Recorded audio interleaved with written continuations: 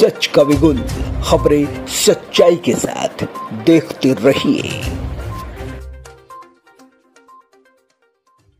सगळेच आपल्या पत्रकार संघात जायचं आपल्या सगळ्याला या तुम्ही पण सगळे दादा काय सांगाल? खरं तर ही लढाई तुम्ही आतापर्यंत जिंकलेली असं म्हणता येतंय, मात्र कोर्टामध्ये याच्यामध्ये जे आहे यश येणार नाही असं देखील बोललं जात आहे। काय सांगाल? गुलाल तर उधळला गेलेला आहे, मात्र गुलाल उधळू नका असं देखील भुजबळ बोलले होते। नाही तो काय म्हणून त्याच्याशी आमचं मत नाही चालणार। शेवटी मराठ्यांच्या पोरांनी हा कायदा जिंकलेला आहे। आरक्षण खेचून आणू किंवा आरक्षण येताना मुंबईतून घेऊन असं बोललो होतो, त्यावेळेस माझ्या मराठा समाजाच्या सगळ्या पोरांना आरक्षण खेचून आणलंय। आणि हा आनंद किंवा हा विजय माझा नाही, हा मराठ्यांचा आहे, सगळ्या महाराष्ट्रातल्या। कारण त्यांनी खूप कष्ट केलेले ते हे मिळवण्यासाठी, आणि हे चॅलेंज होणार नाही आणि काही होऊ पण शकत नाही। कारण सरकारनंही याच्यामध्ये 22 दिवस घातलेले आणि आमच्या तज्ज्ञानं अभ्यासकांनी सुद्धा पूर्ण रात घातलेली त्याच्यामध्ये। एका शब्दाचा किस पाडलेला आहे त्याच्यामध्ये, इतके प्रयत्न केले, त्यामुळे काही होणार नाही। परंतु काय असतं, आम्ही पण सावध आहे। मराठा बांधव जो आहे संपूर्ण महाराष्ट्रातला, तो देखील या नेते मंडळींच्या स्टेटमेंटमुळे थोडासा संभ्रमात आहेत हा सर्व मराठा समाज।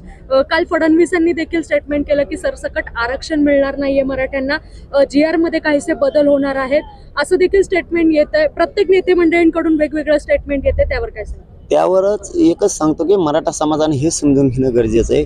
घाबरायचं आणि फॅबरायचं काही कारण नाही, भीतीचं काही कारण नाही। 70 वर्षातला प्रचंड मोठा कायदा, याचा अर्थ असा की खूपच मोठा कायदा दिसतोय। ही याच्यातून मराठा समाजाने महाराष्ट्रातल्यानी शब्द डोक्यात ठेवा की हा लहान कायदा नाही। जरी एक शब्द असेल छोटा, गणगोतातील सगळे सोरे, परंतु याचा अर्थ असा आहे की जर एवढे एकवटलेत याच्यासाठी, तर हा कायदा मोठा आहे, त्याला काही होणार नाही। आणि मी आहे तोपर्यंत कोणत्याच मराठ्यांनी टेन्शन घेत नाही।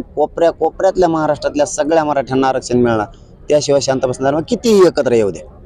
आता काय सांगणार? छगन भुजबळ एक म्हणतात की मी कंबर कसणार, आणि तेही आता त्यांच्या मिटिंगा वगैरे चालू झालेल्या आहे आणि आम्हाला हे आमच्यातलं आरक्षण देणार नाही असं म्हणतात। आता काय कंबर कशी तो म्हणत जाशील टपकून एखादी शिवर, आता गप्पड नाही एका जागेवर। गेलं आरक्षण, गेले मराठी OBC आरक्षणात, आता काय नाही येऊ देणार, गेले।